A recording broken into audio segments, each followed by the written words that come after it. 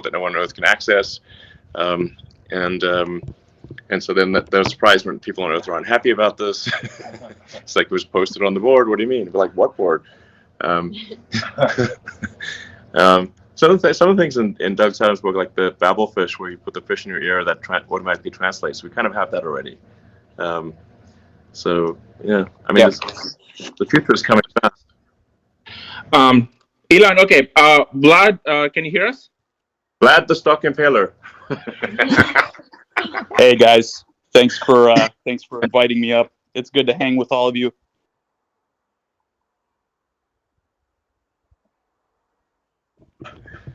All right, Vlad, what really happened? Give us the inside scoop. All right, well, I was actually hoping that you would invite me up for the Fermi paradox part, because this has been a very surreal weekend and week for me. One of the really great things is all the people coming out of the woodwork to offer support for the company, offer, advice. So I got introduced today, and actually I should say I just randomly downloaded Clubhouse a couple of days ago just to see what it was all about. So this is my first time literally using the app. But yeah, I got introduced to your friend Antonio, Elon, who had some good advice for me, and then introduced me to you. You had some great advice. And then I figured, I heard about this Clubhouse, and this has got to be part of the simulation. So I just thought, why not? So here I am. So I'm actually an adherent to the simulation hypothesis. All right. Well, spill the beans, man. What happened last week? Why do you stop people? Why couldn't people buy the GameStop shares? The people demand an answer, and they want to know the details and the truth. Yep.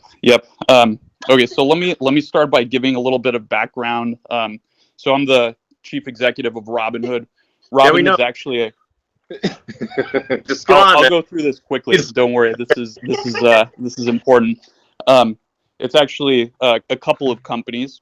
So there's an introducing broker dealer called Robinhood Financial, and that basically is the app that you know and love. It processes trades. You're a customer of Robinhood Financial. Then there's a clearing broker dealer, Robinhood Securities, that clears and settles the trades. And then we have Robinhood Crypto, which is our crypto business. All of these are kind of different entities that are differently operated. So basically Wednesday of last week, we just had, unprecedented volume, unprecedented load on the system.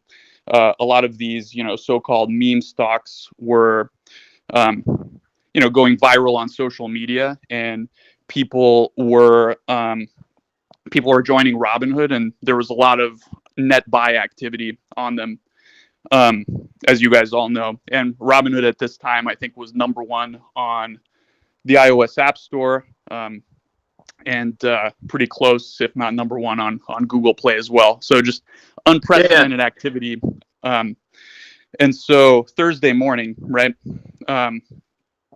So I'm sleeping, but at 3:30 a.m. Pacific, our operations team receives a file from the NSCC, which is the National Securities Clearing Corporation. So basically, as a broker, as a clearing broker, and this is where Robinhood Securities comes in, we have to put up money to the NSCC based on some factors, including things like the volatility of the trading activity, concentration into certain securities, and this is the equities business. So it's based on stock trading and not options trading or anything else.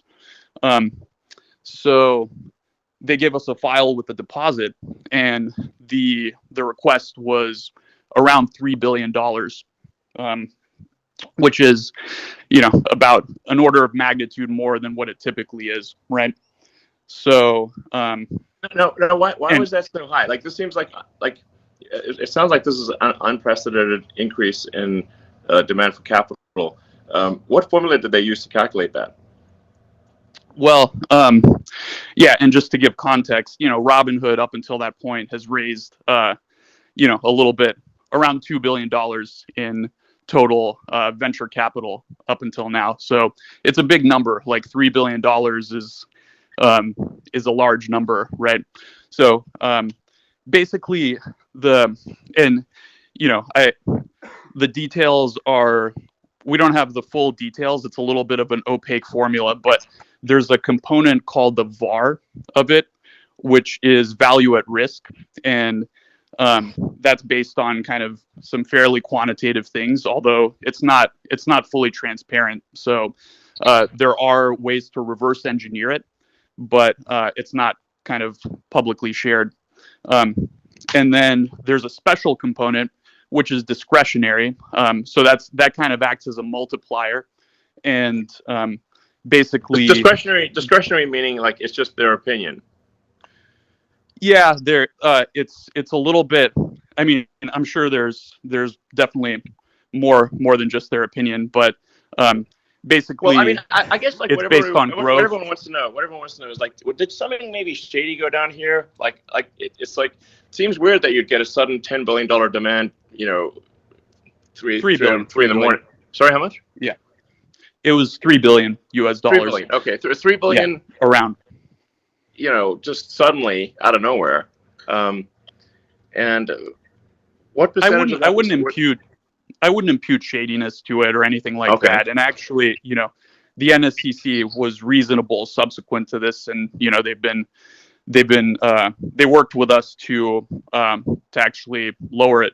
So it was unprecedented activity. I don't have the full context about what was going on in the NSCC to make these calculations, but yeah, essentially it was a large number. Is anyone holding you hostage right now? No, Blink I'm twice. Okay. Yeah. Thanks for asking. But anyway, so this was obviously nerve-wracking, and I actually was asleep at this point. The operations team was fielding this at 3:00, and then we got back, we put our heads together. Our chief operating officer basically said, look, let's call up the higher ups at the NSCC and kind of figure out what's going on. Maybe there's some way we can work with them. And basically there was another call, and they lowered it to something like $1.4 billion from 3. Okay. So, we were making some progress, right? And then, but it's still a high number. And then we basically proposed, well, let's explain how we plan to, let's explain how, we'll manage risk in these symbols throughout the day. We proposed marking these volatile stocks that were kind of driving the activity, position closing only. And then at about an hour before market open, so 5:30 or 5 in the morning, they came back and they said, okay, the charge is, or the deposit, $700 million, which we then deposited and paid promptly, and then everything was fine. So that essentially explains why we had to mark these symbols position closing only, and also why we knew this was a bad outcome for customers. Part of what's been really difficult is Robinhood stands for democratizing access to stocks, and yes, we want to give people the access. So that's been very, very challenging. But we had no choice in this case. We had to conform to our regulatory capital requirements, and so the team did what they could to make sure we were available for customers. Who controls this organization, this clearinghouse? It's a consortium. It's not quite a government agency. I don't really know the details of all of that. Okay. But and to be fair, like we were I I think there was legitimate sort of turmoil in the markets. Like, these are unprecedented events with these meme stocks, and there was a lot of activity. So there probably is some amount of extra risk in the system that warrants higher requirements. So it's not entirely unreasonable. But we did operational processes to make sure that customers that had positions could sell their open positions, because obviously restricting someone, we got a lot of questions about, okay, you had to restrict buying, why didn't you also restrict selling? And the fact of the matter is, people get really pissed off if they're holding stock and they want to sell it and they can't, right? So I think that's categorically worse. So and lots of other brokers, I think, were in the same situation. Robinhood was in the news, but you sort of heard this industry wide, right? Other brokers basically restricted the same exact activity. All right, so it sounds like this organization, calls you up and they basically have a gun to your head: either hand over this money or else. And so, because like, basically what people are wondering is, like, did you sell your clients down the river, or do you have no choice? And if you had no choice, that's understandable. But then, we got to find out why you had no choice, and who are these people that are saying you have no choice?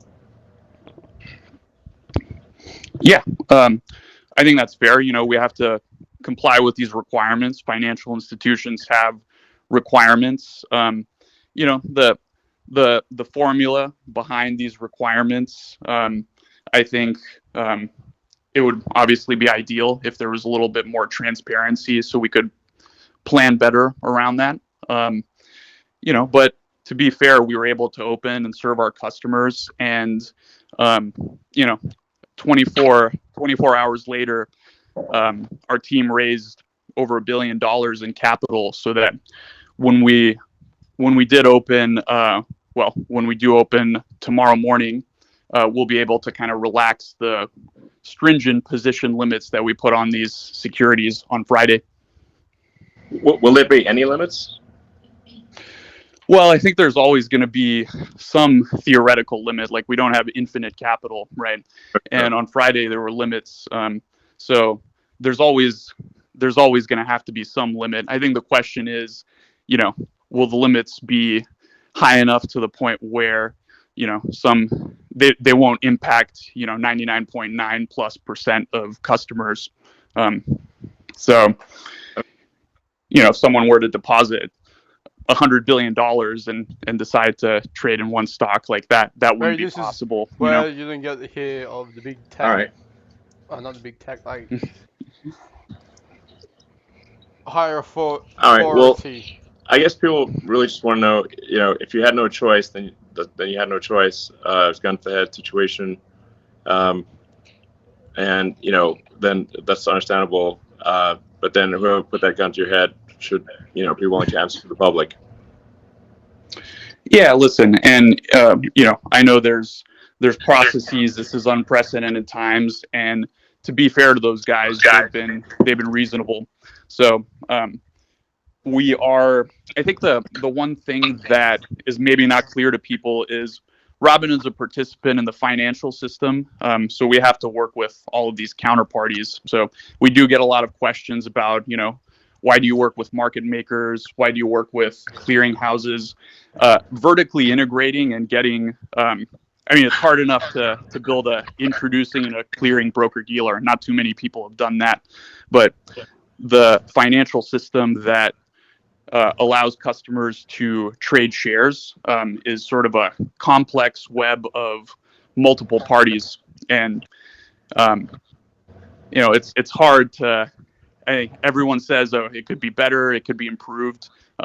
It's just the necessity of trading equities in the U.S. that you have to do all these things. To what degree are you beholden to Citadel? Like basically, if Citadel's unhappy, then what happened? Yeah, so that there was a rumor that Citadel or other market makers kind of pressured us into doing this, and now that's just false, This right? is like the big hedge funds and Market everyone makers else. execute our trades. They execute trades of every broker dealer. Hedge funds and brokers. This was a clearinghouse. This was a clearinghouse decision, and it was just based on the capital requirements. So, done something. From our perspective, Citadel and other market makers weren't involved in that. That's a load of horse. But wouldn't they have a strong say in who got put in charge of that organization, since it's an industry consortium, not a government consortium, or not a government regulatory agency?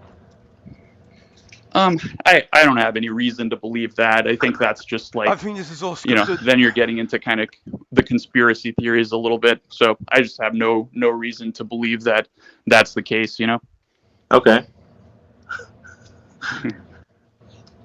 Even Elon's not All like right. this.